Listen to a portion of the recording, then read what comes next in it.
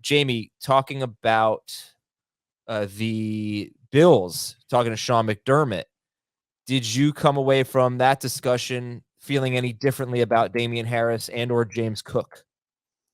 I did, but this is one I don't want to like fall for because it's Damien Harris has had a hard time staying healthy, and Sean McDermott sort of addressed that, which I'll when you hear the quote. Um, but it just kind of felt like this was the guy that this was the type of guy that they were targeting, and it feels as if he's going to get the Devin Singletary touches as opposed to maybe necessarily James Cook getting those touches if he can stay healthy. So here's what he said. It's a two-part answer. So this is Sean McDermott. First and foremost, I really enjoyed our time when he met with Damien Harris. I never met Damien. For years, watched him on the field. I just loved the combination of size, some power, and speed. Now, listen, he's got to stay healthy because it's great to have all of that. But if you're not healthy, you're not helping us. So we're going to have to do our part to help him with that and help manage those areas. And he's going to have to do his part in that as well. But I think that was a good pickup for us. Obviously, sad to see Devin move on. And what a great young man he is. Super happy for his family. We'll see how it goes. I feel good about Nyheim and James as well. Then he was asked if Harris was the type of guy that he targeted. He said the biggest thing is the speed element. We felt like we needed a slightly bigger back, but not a 250-pound cloud of dust type of guy. So to find a player with some size, with some power, but also has the speed element to go along with it, I think that's hard to defend. Not only can you run inside, but you can get to the edge from time to time. An 8-yard run can go to 18 or 80. That element is dangerous and can put a little bit of fear into defensive coordinators. So I think the takeaway for me was they really like Damien Harris. And I told you this, Adam, and Dave, I don't know how much you paid attention to anything McDermott said, but there was a big conversation, and it kind of was, along with the theme of the meetings with Lamar Jackson, why maybe some teams are afraid of him. McDermott is a little concerned about Josh Allen and his long-term health. They want to make sure this is a 20-year guy as opposed to a 10-year guy. And he's like, we can just put these questions on a loop about Josh Allen running less because he would like him to run less. And he's I'll give you the short version of it. In this league, it is very hard to stay healthy unless you play a certain way. We're going to continue to work on that. Mobile quarterbacks that I've been around, that's an ongoing conversation for their entire career. So I think, big picture, we may see Josh Allen run less. We may see Damien Harris run more. As part of that, though, part of the answer that McDermott said, he's like, we can't take away who Josh Allen is. So he's, gonna run. Some of the people, that cover the league and cover the Bills would like to see the design runs maybe disappear a little bit and, let it just happen naturally, which I think is what you see with some of these running quarterbacks. So it wouldn't be surprised if they put a little bit more emphasis on the run. I know we said this probably the last couple of years, like, oh yeah, Buffalo's going to try and run the ball more. And we probably said it at the end of going into last year after Devin Singletary finished the way that he did. But it sounds like they found a type of player that they like in Damien Harris. If he can stay healthy, we may see a little bit more emphasis on the run game, and we may see him be better than James Cook. I'm not going to rank him ahead of James Cook yet, but I'm going to definitely move Damien Harris up a couple spots in my rankings just based on what Sean McDermott said. I'm with it. I've liked Damien Harris as a talent as far as like rushing downs goes ever since he was at Alabama. I think he's absolutely capable of being a grinder. We've seen his speed at times when he can break away for long runs. And I looked before the podcast, 15 career carries inside the 3, 10 touchdowns on those 15 carries. That's good. I think that could be an area where he really hurts Josh Allen. And that's been something that's been missing from the Buffalo offense, it feels like, since forever, where they've had a short yardage running back that can find some touchdowns. Maybe we're looking at a running back here who you draft as a number 3 and you plug in as a number 2 when there's a good matchup, maybe when you run out of other running backs. So he's good depth. I think you're looking for him in that round. I don't want to say round 7. Maybe it gets to that point. For now, it's round 8 on Damien Harris, especially in PPR leagues. Yeah, some quarterbacks, they don't get a ton of short yardage touchdowns. The ones that run for a lot, like Lamar Jackson doesn't get a ton of short yardage touchdowns. Josh Allen kind of does. Last year he had 5 from 5 yards or closer. So that's just something. Last year he led the team in carries inside the 5-yard line. He had 11. Devin Singletary had 7. That could be it. I mean, are you guys going to downgrade Josh Allen? I did. To what? To 2? To 3. Okay. Jamie? He's still 2 for me, but you can certainly make a case for Jalen Hurts over him. And James Cook went in round 7 in our draft. Damien Harris went in round 9. Thoughts there? I think that's fine. Again, I think you're talking about the upside play is definitely James Cook. And so the hope would be is that this is, again, just coach speak. This is, talking highly about a guy that they just brought in and probably wanting to make James Cook earn the job and earn the touches that he hopefully will get. But it's going to be a split either way. If Damien Harris is the guy on first down, you go back to what their first backfield was with Sean McDermott. I think it was when he was the start of the coach. It was Zach Moss and Singletary, and they wanted this physical guy with speed, and that's kind of what Zach Moss was, but he just couldn't stay healthy, and Devin Singletary proved to be the better of the two.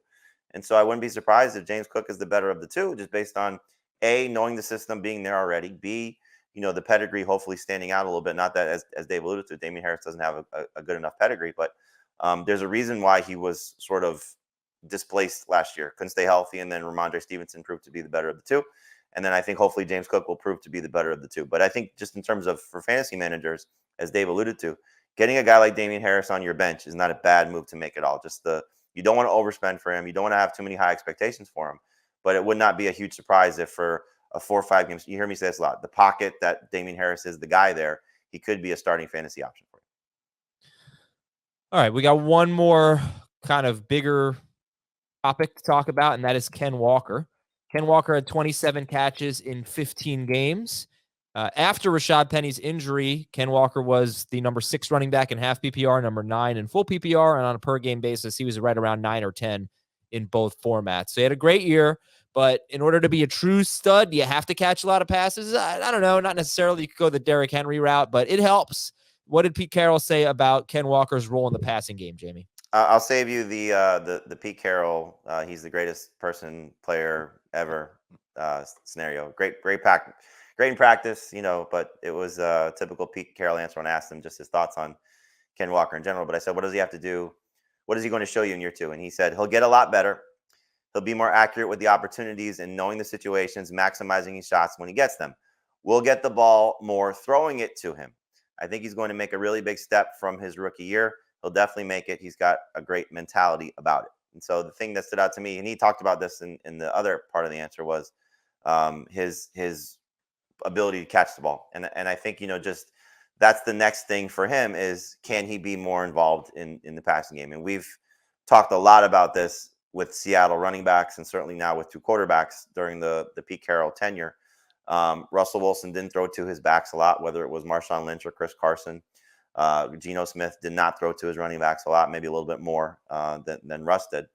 And so we'll see if that's the next step for Walker. But, you look at what he showed, as you alluded to, Adam, and what he hopefully will show. I think he's, certainly in that conversation of once you get past, to me, the top 4 guys of McCaffrey, Eckler, assuming he's with the Chargers, and Taylor and Saquon. Jonathan Taylor and Saquon Barkley, then Walker's in that next group of guys, whether you want to put Pollard there, whether you want to put Josh Jacobs there, Derrick Henry there, Breece Hall healthy there. I think all those guys are in that conversation. There's probably a guy or 2 that I'm missing. But Ken Walker should be in that group. So for me, he's not at the swing, the 1-2 swing. He'll probably end up settling based on ADP as a mid-second round pick would be my guess. But I think there's certainly plenty of upside, especially once we come out of this draft. If they do not take a quarterback in the first round and they hopefully take an offensive lineman, which is what I would prefer, then I think we could see a big step forward coming for Ken Walker just as a player overall. I am reminded of the owners' meetings a year ago when Pete Carroll insisted on talking about Rashad Penny and just going on and on about how Rashad Penny reminded him of Gale Sayers and Rashad Penny's metrics were off the charts. And I think he tried to make it happen for Rashad Penny. I don't think he was lying about this stuff. And I'm hoping that that's the case again this time, is that they make Kenneth Walker just the absolute centerpiece of their run game. They don't bother going to spend meaningful draft capital on another running back. They let Kenneth Walker develop in his second year, and they do try and work him into the passing game a little bit more. That would be smart. That's actually like something that would evolve in Seattle's offense, which is something that they've been slow to do. They don't evolve as quickly as some other NFL teams. So I'm with you on this one. I think he's going to end up being a second-round pick, but I bet he ends up going closer to like 15th overall. rather than the middle of round 2. I mean, we're talking about like 3 spots difference here, but he's going to end up being one of those second round picks, very trendy, and one that could end up being well worth the price. The thing that you love, for me, that's why I would take him ahead of Jacobs and ahead of Henry. Age, and I think that's a big part of this. Year 2, still in the rise for this position. It unfortunately crashes quickly, but I think this is going to be one of the next wave of first round picks for a couple of years if he stays healthy. So I'm excited about Ken Walker. He's a top 5 guy for me. Yeah, after the Penny injury, his 17 game pace in week 6 through 18, and now I removed one game where he had 3 carries and left with an injury. 343 carries. That's almost Derrick Henry-esque. So Ken Walker was an absolute workhorse. And, for me, I was just about to say, like, I don't know why people are so much higher on him than Travis Etienne. And I also don't know if that's true for everyone. It seems to be true in our little group. Etienne went a round and a half later. But I think that's the number right there. It's like Travis Etienne was nowhere near a 343 carry pace. And Etienne wasn't even catching more passes than Ken Walker, really. That was kind of, at least after the James Robinson injury. I do think that Etienne is getting overlooked a little bit. And like, you just hear a lot of people just raving about his ability to run inside and how underrated that is. And there's a lot of talk potentially about where they're drafting that they could be taking an interior offensive lineman. And the fact that the news came out about Brandon Scherf that he had surgery. He was playing with, an abdomen injury. Even with the loss of Jawan Taylor, they have, the rookie from last year step into his place. That this could be one of the better groups. And again, the schedule. This is an offense. Somebody said to me that they could legitimately score 5 more points a game, and if that happens, he's going to be huge. So.